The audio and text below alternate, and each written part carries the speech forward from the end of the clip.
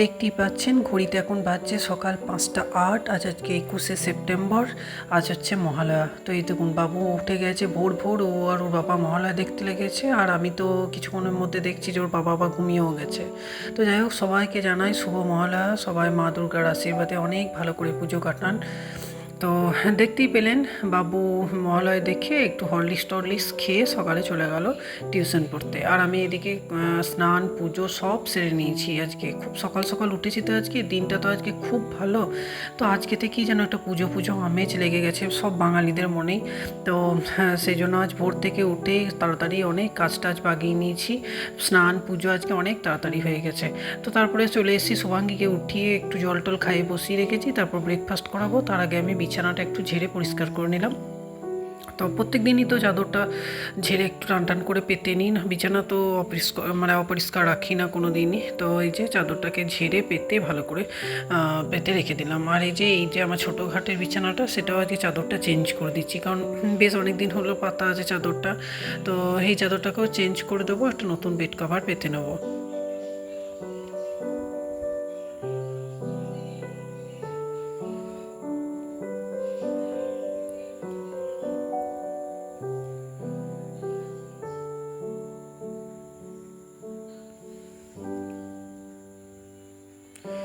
আজকে মহালয়ার সকাল, আজকে থেকে যেন মনটা এত একটা আনন্দের মধ্যে দিয়ে কাটছে, বলার নেই। মনে হচ্ছে যেন মা আমাদের ঘরেই চলে এসছেন। তো দিনটা খুবই ভালো কাটবে আশা করছি। তো দেখা যাক, অনেক সকাল থেকে উঠে মা দুর্গাকে প্রণাম করে সব কাজ শুরু করেছি। তো দেখতেই পাচ্ছেন আমার এই ঘাটের বিছানাটাও তোলা হয়ে গেল। আর আমি এখানে একটা মাদুর পেতে রাখি, কারণ এই ঘাটে কেউ টুকটাক বসা, এটা তো আমার সোফা কাম বেড, তো এখানে কেউ বসলে সাধারণত নোংরা হবে না। তো এই জন্য মাদুরটা পেতে রাখা। তো এই যে আমার ভাত ডালও চাপিয়ে দিয়েছি, ভাত ডালটা হতে থাক, ওদিকে শুভাঙ্গীকে আমি খাওয়াতে যাচ্ছি। তো শুভাঙ্গীকে খাইয়ে দায়ে চলে এসেছি হালকা করে ডাস্টিংয়ের কাজগুলো করে নিতে। প্রত্যেক দিন তো মোছামুছি তো করি, ঝুল টুল তো অনেক কিছু ঝাড়া হয়েছে পুজোর আগে। তো এই ডাস্টিংগুলো তো প্রত্যেক দিনই আমি করি, ফার্নিচারগুলো সেগুলো তো আপনারা আমার প্রত্যেক ভিডিওতেই দেখেছেন। তো না করলে যেন আমার মনটা শান্তি হয় না। সারাদিনের এত কাজের মাঝে আমার যেন একটা কি একটা হয় যে আমি এই ডাস্টিংগুলো না করলে। তো প্রত্যেক দিনই যতটুকুনি পারি একটু হাতে সময় নিয়ে পড়ে একটু ফার্নিচারগুলোকে মুছে টুছে রাখি।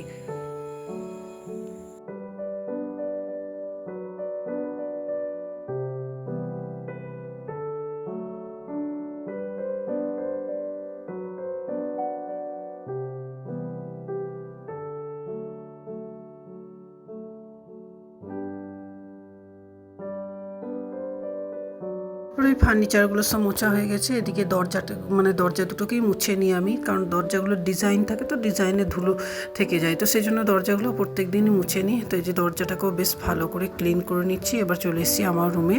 এই যে আলমারিটা ভালো করে মুছে নেবো, আলমারি খাট এগুলো যা আছে। তো প্রত্যেক দিন মুছি বলে জানেন তো, ধুলোর বেশ স্তরটা সেরকম পড়ে না। আর এখন তো ঘর দোর প্রায় ঝাড়াঝাড়ি হয়েছে পুজোর জন্য।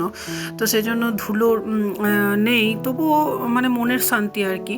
তো যাই হোক, এই যে আলমারিগুলো মোছা হয়ে গেছে, খাটটাকেও বেশ ভালো করে মুছে নিচ্ছি। আর এই যে এই বলটাকে নিয়ে হয় আমার প্রত্যেকবার সমস্যা, জানেন, এই জিম বলটাকে না আমি কোথাও রাখতে পারি না, যে পাম্পটা খুলে রাখবো তাও উপায় পাই না, কারণ শুভাঙ্গীকে ব্যায়াম করাতে হয়। তো এই যে এটাকে নিয়ে আমার খুব সমস্যা। তো যাই হোক, এই যে আমার ঘরের সব ক্লিন করে এবার চলে এসে চেয়ারগুলোকে একটু মুছে নিচ্ছি, কারণ চেয়ারগুলো সে ডিজাইন আছে, তো চেয়ারগুলো তো এরকম এই ধুলো থেকে যায়। তো সেই জন্য চেয়ারগুলোকেও প্রত্যেক দিনে একটু করে ভালো করে ওই ধুলো যে ডিজাইনের যে কাজগুলো আছে, তো সেগুলোকে বেশ ভালো করে মুছে নিই।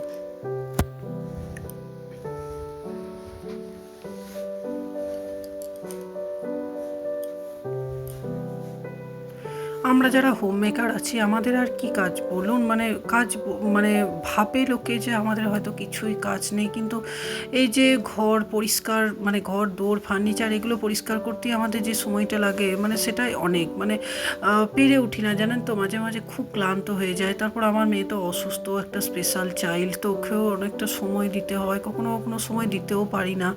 তবুও চেষ্টা করি, তবুও ঘরটাকে ঝেড়ে মুছে পরিষ্কার করে রাখতে, যাতে দুজন লোক এলেও যেন বলে যে না বাড়ি ঘর দোর বেশ পরিষ্কার পরিচ্ছন্ন, কারণ পরিষ্কার বাড়িতেই তো মা লক্ষ্মীর বসবাস, এটা তো সবাই জানি আমরা। তো যাই হোক, এই যে চলে এসেছি, সব ঝাড়ামোছা কমপ্লিট, এবার চলে এসেছি রান্নাতে। তো আগে একটু উচ্ছে ভেজে নিচ্ছি। তো উচ্ছেটা মানে তেলে কড়াইয়ে তেল দিয়ে পরে তারপর উচ্ছেটা ভেজে নিয়েছি। এই যে একটু কড়া করে উচ্ছেটা ভেজেছি।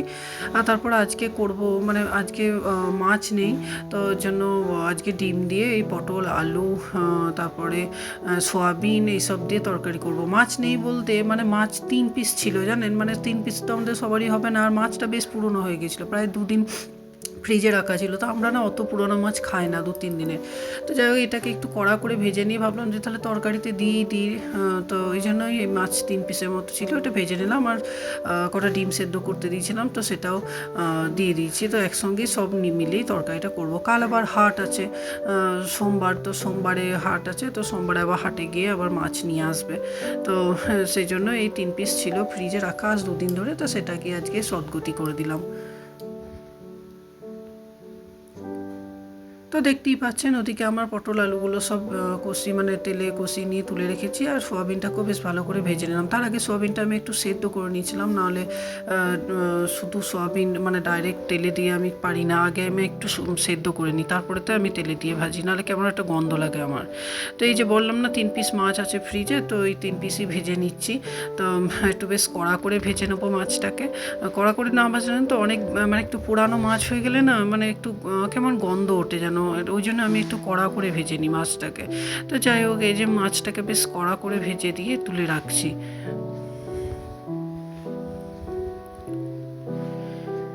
তারপর ওই তেলেতে ডিমগুলোকে বেশ নুন হলুদ ছিটিয়ে পরে একটু বেশ মানে লালচে লালচে করে ভেজে নিচ্ছি, কারণ এই তরকারিতে দিলে পরে ডিম না আমি সাদা মানে রাখি না, মানে একটু ওই লালচে ভাবটা থাকলে পরে আমার ছেলে মেয়েটা মানে খেতে বেশ পছন্দ করে, আর আমার নিজেরও বেশ ভালো লাগে। তো যাই হোক, ওই ডিমগুলোকে তুলে রেখে এবার তেলেতে মশলাটা করে রেখেছিলাম সেটা দিয়ে দিলাম। ওই আদা রসুন পেঁয়াজ সব আজকে বেটেই করেছি, তারপরে এমনি জিরে ধনে যেগুলো দিই আর কি, তো সেগুলো সব দিয়ে দিয়েছি। একসঙ্গে নুন হলুদ সবই দিয়ে দিয়েছিলাম আমি মিক্সার জারটাতে। তো সব একসঙ্গে দিয়ে পরে বেশ ভালো করে মশলাটাকে কষিয়ে নিচ্ছি। তো মশলাটা কষানো হয়ে গেছে, এদিকে পটল আলু সয়াবিন সব ভেজে রেখেছিলাম, তো সেগুলোকেও দিয়ে দিলাম তেলের মধ্যে। তো একটু হালকা করে কষিয়ে নেবো মশলার সঙ্গে। তো মশলার সঙ্গে মানে যতক্ষণ কষাবো মানে একটু মশলাটা সব গায়ে মানে পটল আলু গায়ে মেখে যাক, তো তারপরে জল দিয়ে দেবো। তো এই যে মশলাটা বেশ ভালো করে কষানো হয়ে গেছে, তেলও ছেড়ে গিয়েছিল মশলা থেকে, তো তারপরেতে জল দিয়ে দিলাম। মিক্সার বাটিটা ধুয়ে জলটা দিলাম, কারণ ওখানে অল্প স্বল্প মশলা মানে বাটা মশলা লেগে থাকে। তো ওটা দিয়ে জল দিয়ে দিলাম, আর একটু জল দিয়ে পরে তারপর ঢাকনাটা দিয়ে পরে কিছুক্ষণ ফুটতে দেবো।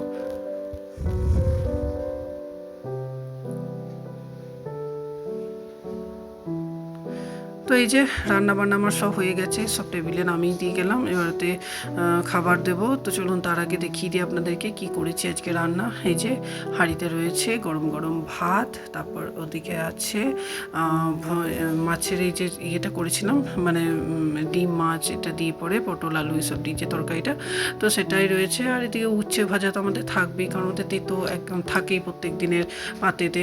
আর একটু ডাল করেছিলাম, তো সেই এটা দিয়ে আজকে লাঞ্চ হয়ে গেছে, আর কিছু করিনি। তো যাই হোক, ওদের সবাইকে খেতে দিয়ে দিই। তো বাকি সবাই খেয়ে নিয়েছে, এবারে খাওয়া হয়ে গেছে, এবার আমিও খেয়ে নিচ্ছি, তারপরে আবার দেখা হবে আপনাদের সঙ্গে। Good evening.